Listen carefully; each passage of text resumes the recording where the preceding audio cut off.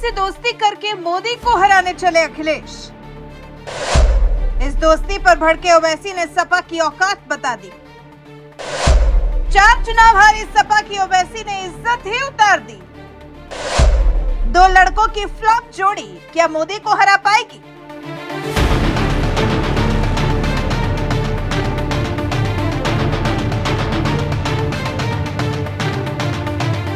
जिस प्रचंड मोदी लहर में तमाम विपक्षी पार्टियां तिनके की तरह उड़ जाती हैं, जिस प्रचंड मोदी लहर में लालू से लेकर मायावती की पार्टी तक जीरो पर सिमट जाती है, जिस प्रचंड मोदी लहर में लगातार 2 चुनाव से कांग्रेस को विपक्ष का पद हासिल करने लायक सीट भी नसीब नहीं होती है, उस प्रचंड मोदी लहर को उत्तर प्रदेश में थामने के लिए एक बार फिर अखिलेश यादव और राहुल गांधी ने दोस्ती कर ली है। 2 लड़कों के नाम से मशहूर यही जोड़ी साल 2017 के यूपी चुनाव में भी उतरी थी, लेकिन उसका क्या हश्र हुआ था ये किसी से भी छिपा नहीं है। बुरी तरह से मात खाए राहुल अखिलेश की ये जोड़ी एक बार फिर मोदी का विजय रथ रोकने के लिए यूपी में साथ आ गई, जिस पर ओवैसी ने जबरदस्त बयान देते हुए समाजवादी पार्टी की तो इज्जत ही उतार दी है।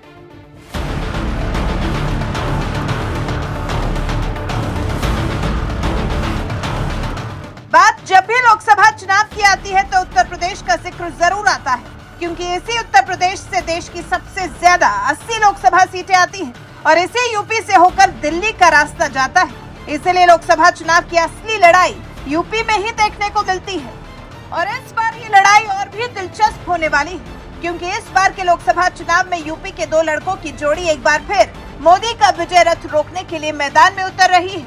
ये जोड़ी है कांग्रेस के पूर्व अध्यक्ष राहुल गांधी और सपा अध्यक्ष अखिलेश यादव की। दोनों ही नेताओं की पार्टियों के बीच यूपी में गठबंधन हो गया है और दोनों ही पार्टियां मिलकर यूपी में मोदी का मुकाबला करेंगी। लेकिन सबसे बड़ा सवाल ये है कि साल 2017 में भी यही जोड़ी बीजेपी का विजय रथ रोकने के लिए यूपी विधानसभा चुनाव में उतरी थी, जिसे मोदी की प्रचंड लहर में बुरी तरह से हार का सामना करना पड़ा था। तो क्या इस बार ये जोड़ी मोदी का विजय रथ रोक पाएगी? ये सवाल जब हैदराबादी सांसद असदुद्दीन ओवैसी से पूछा गया, उन्होंने बड़े ही मजेदार अंदाज में जवाब देते हुए समाजवादी पार्टी की हार का इतिहास खोल कर रख दिया। देखिए, अखिलेश यादव ने 2014 का चुनाव हारा बीजेपी के खिलाफ, 2017 का चुनाव हारा, 2019 का लोकसभा का चुनाव हारा, फिर 2022 का चुनाव हारे। और इन 4 चुनावों में खास तौर से जो पिछला विधानसभा का चुनाव हुआ 2022 का, समाजवादी पार्टी की तारीख में, इनकी हिस्ट्री में इतना मुस्लिम वोट उनको कभी नहीं मिला और उसके बावजूद भी वो बीजेपी को नहीं रोक पाए। तो ये बार बार ये बोलना, खास तौर से अल्पसंख्यक मुस्लिम समाज से आकर के हमको वोट दे दीजिए, हमको वोट दे दीजिए, ओवैसी को गाली देते हैं, MIM को क्या क्या गालियों से नवाजते हैं, फिर भी बीजेपी को नहीं हरा पाते हैं। इसकी वजह क्या है? मैं तो नहीं हूं उसकी वजह। कितने चुनाव हारेंगे अखिलेश यादव समाजवादी पार्टी? तो ये गलती उनके पास है। अब फिर कहेंगे कि हम बीजेपी को रोकेंगे। आप तो 4 चुनाव हार चुके हैं। मुलायम सिंह यादव के अध्यक्ष रहते समाजवादी पार्टी ने साल 2012 में हुए यूपी विधानसभा चुनाव में बहुमत हासिल किया था, जिसकी वजह से अखिलेश यादव पहली बार यूपी के मुख्यमंत्री बने। और जब साल 2014 का लोकसभा चुनाव आया तो बीजेपी गठबंधन मोदी के दम पर यूपी की 80 में से 71 सीटों पर जीत हासिल कर बैठा। वहीं सपा महज 5 सीटों पर ही सिमट गई, जबकि कांग्रेस को 2 सीट ही नसीब हुई। इसके बाद साल 2017 में जब यूपी विधानसभा चुनाव आया तो अपनी सरकार के 5 साल के काम के दम पर अकेले चुनाव लड़ने के बजाय अखिलेश यादव को कांग्रेस की बैसाखी का सहारा लेना पड़ा। इसके बावजूद राहुल गांधी और अखिलेश यादव की जोड़ी कोई कमाल नहीं कर सकी। 2017 के यूपी चुनाव में बीजेपी गठबंधन ने जहां 312 सीटों के साथ सरकार बनाई, तो वहीं सपा कांग्रेस गठबंधन महज 47 सीटों पर सिमट गई। अखिलेश यादव के नेतृत्व में पहली बार सपा ने चुनाव लड़ा और पहले ही चुनाव में करारी हार का सामना करना पड़ा। इसके 2 साल बाद साल 2019 का लोकसभा चुनाव आया। इस बार भी अखिलेश यादव अकेले दम पर चुनाव लड़ने की हिम्मत नहीं दिखा सके, उन्हें मायावती के हाथी का सहारा लेना पड़ा।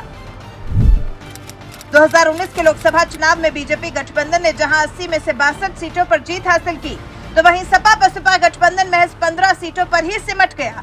इसमें भी सपा के खाते में सिर्फ 5 सीटें ही नसीब हुई। अखिलेश यादव ने बीएसपी और कांग्रेस दोनों ही पार्टियों को अपनी बैसाखी बनाई, लेकिन इसके बावजूद बीजेपी के विजय रथ को नहीं रोक पाए। और जब 2022 में यूपी चुनाव आया तो इस बार छोटी छोटी पार्टियों के साथ गठबंधन करके अखिलेश यादव चुनाव में उतरे, लेकिन मोदी और योगी के डबल डोज ने सपा गठबंधन का दम निकाल दिया।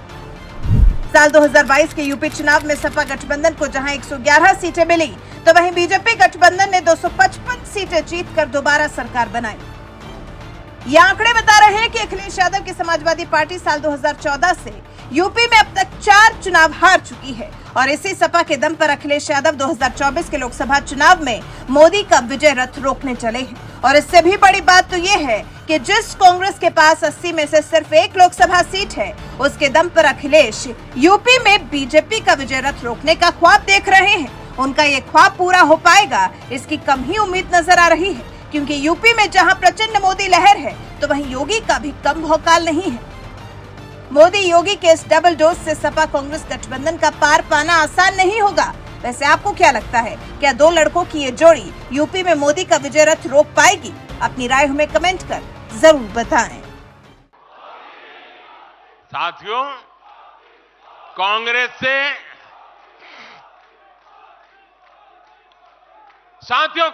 से देश को बचाना, देश के हर नागरिक को बचाना, हमारे बच्चों का, हमारे युवाओं का भविष्य बचाना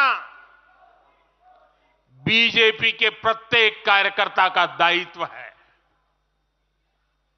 कांग्रेस का ट्रैक रिकॉर्ड हम सभी के सामने है।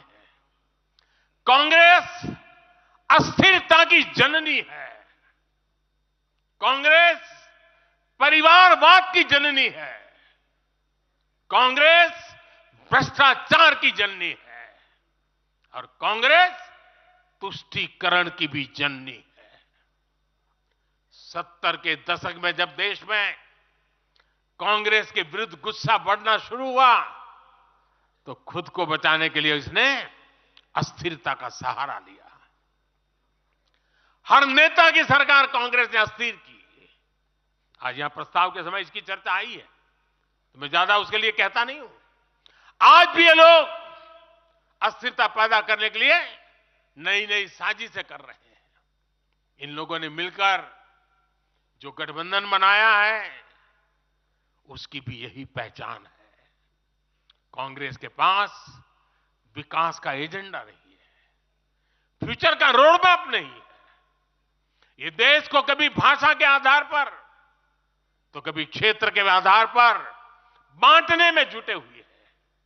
साथियों, कांग्रेस का एक सबसे बड़ा पाप ये रहा है कि वो देश की सेनाओं का मनोबल तोड़ने से भी पीछे नहीं रहे।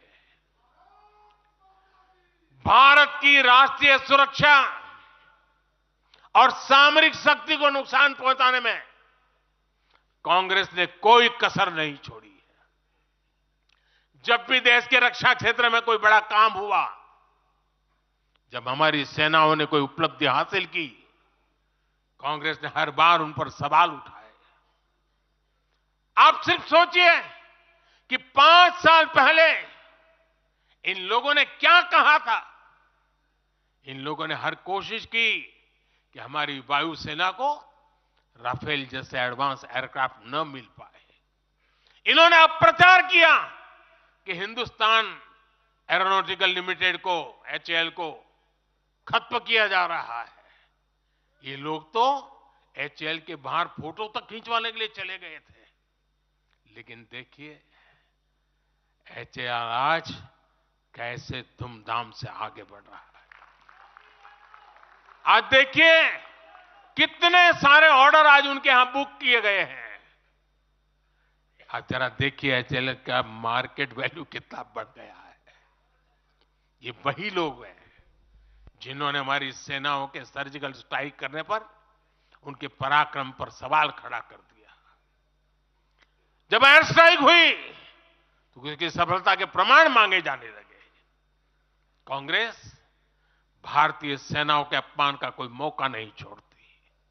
साथियों, कांग्रेस कितनी कंफ्यूज है, इसका उदाहरण मैं आपको देना चाहता हूं। कांग्रेस में लड़ाई चल रही है और बड़ी तगड़ी लड़ाई चल रही है, लेकिन मजा यह है कि सिद्धांतों की नहीं चल रही है, योजनाओं को समझ में नहीं चल रही है। लड़ाई क्या चल रही है आपको जानकर के आश्चर्य होगा। क्या लड़ाई है? कांग्रेस में एक वर्ग है जो कहता है कि मोदी से तीखी नफरत करो, मोदी पर व्यक्तिगत आरोप लगाओ, मोदी की छवि खराब करने के लिए हर हथकंडे अपनाओ। एक वर्ग है। कांग्रेस के अंदर एक दूसरा वर्ग भी है जो कांग्रेस की मूल परंपराओं से निकला हुआ है, जो कहता है कि मोदी पर व्यक्तिगत आरोप, नफरत से कांग्रेस को बाहर निकालो, इससे कांग्रेस को और ज्यादा नुकसान होता है। यानी कांग्रेस हमसे सैद्धांतिक मुद्दों पर लड़ाई नहीं लड़ रही है। कांग्रेस इतनी हताश है कि उसमें सैद्धांतिक विरोध, वैचारिक विरोध का साहस भी नहीं बचा। इसलिए गाली गलौज और मोदी पर झूठे आरोप ही उनका एकमात्र एजेंडा बन गया है।